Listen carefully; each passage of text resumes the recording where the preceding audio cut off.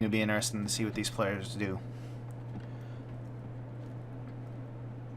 Alrighty, in the top left-hand corner, representing the Risen community, he is the pink Zerg. It is Richard. And in the bottom right-hand corner, playing with the blue Terran pieces, the winner of last match, we have Excloud. Alrighty, so Already taken. Oh, go ahead. I was gonna say, already taken one lead for Lit. To go ahead with that early gas as well. Very curious to see what he's gonna be doing this game. Oh yeah, definitely. And Terran versus Zerg is definitely a fun match. Like I always say, it used to be one of my favorite matchups, but here lately I've been losing a lot against them. Still trying to work out the kinks with it, but it's definitely fun. It's usually a high-paced match, so it's going to be interesting to see what players do. Interesting that Excloud is actually putting his barracks down here at the rocks, where his natural would go. I've never really seen that before, and it looks like he's going 2 barracks here, so he may end up going like a 3 barracks Reaper. So we'll see what's going to happen. And that drone is going to come off early. He's going to be able to scout that. Oh yeah, and I wonder, as a Zerg player, you see this. I mean, do you just automatically go into defense mode and start trying to produce as many Zerglings and just things to defend against this, or do you just try to drone up as much as you can before you see this happening? I'm not sure. I think that he would want to go into macrogram. He definitely wouldn't want to go Roach Ravagers, so he's probably going to go ahead and open up. As you see here, already took that hatch pool, so he looks like it's going to be macroing so far. Probably going to go for that early Link Bang bust, but not quite sure so far. Yeah, it does look like he has both of those barracks going Reapers, so he'll be able to do a little bit of damage here. If Ooh, Oh, go ahead. I say, Richard, if you see, he does grab that Roach Ward, and I don't know how that's going to hold up with these 3 racks. Oh yeah, I mean, he might be able to get a couple out, but the power of those Reapers with their mines and everything, it's going to be hard to take care of this, and especially look at this. Yeah, we have 2 SUVs coming.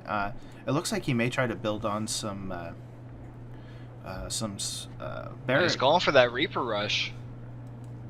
Oh yeah, gonna try to get some defense there so that they can hide, and it's gonna be pretty interesting here. Let's see what he does. He does have some Zerglings, so maybe he can get us around on these Reapers, and maybe not get anything done, but we're gonna have to see, because he does have those coming in, those bunkers. So if he can get this taken care of before those bunkers finish, or he can get those SUVs down, I mean, this is really going to help him out. Just in time, though, so it's going to drop. So as well as both bunkers, not able to cancel either one of them.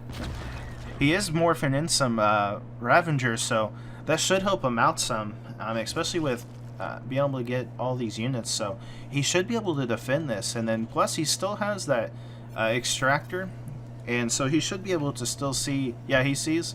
You know, he's expanding behind this, so he kind of has some intel of what's happening at home.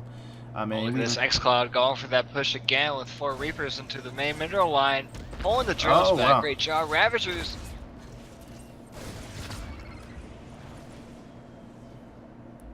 Ooh, close call right there. Oh, yeah.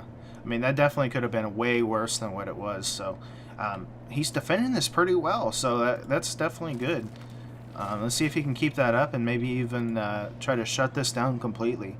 But as each time passes, I mean, it looks like he is finally stopped making Reapers and he's going into Marines. So it looks like he's just going to try to keep him at bay for right now so he can kind of build up and get that all squared away at his house.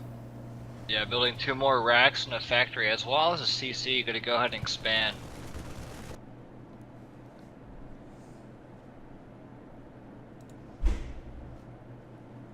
Finally decided to take out that extractor. Gonna go ahead and go for that gas since that factory is up and running. Oh yeah, and interesting, he's still running on 1 gas, so it looks like he's just gonna try to like drone up. He might do like a light gas, but he's not getting any more gas, so he can't like really get into any more heavy units. So looks like he's gonna stick on that lower tech for right now. Just try to build up.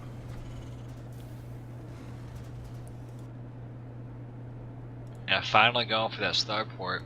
Meanwhile, it looks like these Lings are going to be pushing out, or are they going to be defending the third? Let's find out. No, they're just going to be sitting around.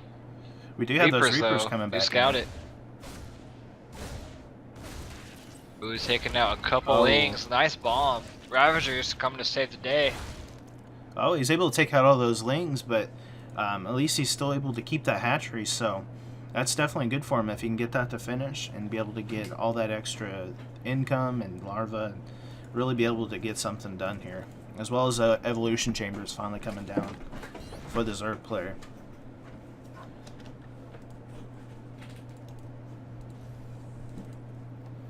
Looks like it just comes that marine push. Oh yeah. Do they have Stim yet? Oh no, Stim is researching though, so close whenever he gets to there. Stim should be done, and this is going to be definitely hard to stop for the Zerg player.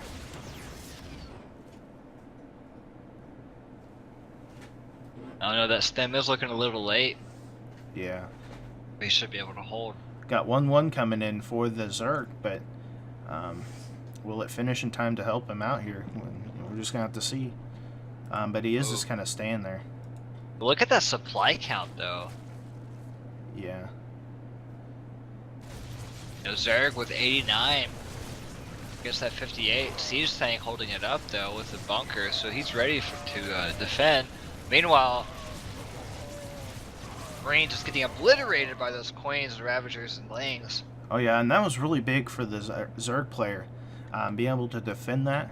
He didn't lose too much, so now, you know, army supply, it's 30 to 20, and you know, he's still a little bit ahead, but he did really good, you know, being able to defend that. So we'll have to see, especially with this 1-1 coming in. I mean, he's just going to keep getting stronger and stronger, so we'll have to see what happens. Finally getting that combat shield as well. Looks like he's in defense mode, but he should really get ready for another aggression.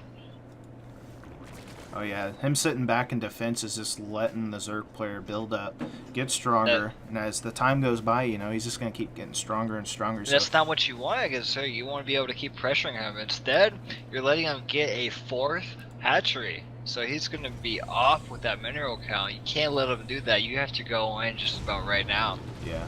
I mean, he is coming out with this drop, which should maybe get a little bit done and really try to spread the Zerg out. But, I mean, just being on 2 bases, you can already tell him the supply, you know, the supply difference.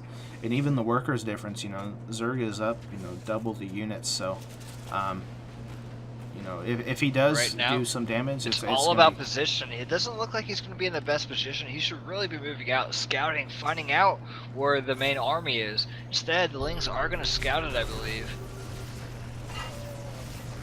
He does get those queens, which is nice, but I mean, this is just going to get picked up. We've got Bailings coming in, and he's able to get it out of there, which is real nice. So he lost a little bit of units, but he did get a couple of queens, which is nice. But I don't know if that's going to, you know, make it worth it there. He needs to stick around and get one of those main mineral lines if he wants to catch up or tie this game. Oh, yeah. Finally, we do see some more tanks being produced, as well as a Marauder. Finally getting the +1s. Yeah, finally getting those engineering bays and be able to get that 1-1. So he should be able to get, you know, maybe caught up, but with the Zerg player, you know, already having his 1-1, you know, he could already have his 2-2.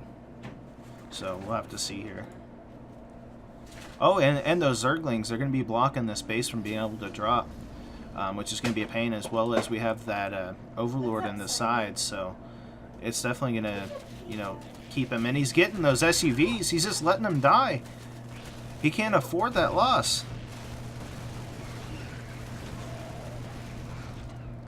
And he was able to clean that up, but, you know, how many did he lose? Not sure, but enough to make him even more behind, while these Lings and Banelings are going to be pushing up. Oh, yeah. Eating that Marauder alive. He has to hold. He needs to siege those tanks right now if he wants to survive. Yeah. No, it looks he like is going the Lings back, are though. actually going to be back, yeah.